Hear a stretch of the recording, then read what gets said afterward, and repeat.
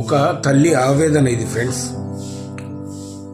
ప్రాథమిక చదువులోనే ఏమి తెలియని వయసులో పెళ్లి తర్వాత భర్త వేధింపులు, కాలక్రమంలో ఇద్దరు పిల్లలు పుట్టాక భర్త వారి ఇంటి వారి చేత ఇంట్లోకి వెళ్ళి గెంటివేత, బయటికి వెళ్ళాక దిక్కు తోచని పరిస్థితుల్లో పిల్లల భవిష్యత్తు రీత్యా రోజు వారి దొరికే ఏ కూలి పని అయితే ఆ కూలి పని చేస్తూ జీవించి పిల్లల్ని ప్రయోజకులు చేసిన ఒక తల్లి. ప్రయోజకులు అయ్యారు. ఎంతగా ప్రయోజకులు అయ్యారంటే ఆమె కష్టపడి కట్టిన ఇంట్లోకి వెళ్ళి ఆమెను కూడా గెంటేసే అంతగా ప్రయోజకులు అయ్యారు. ఇప్పుడు ఉండటానికి ఇల్లు లేదు, తినటానికి తిండి లేదు, మందులు వేసుకుంటానికి డబ్బు లేదు.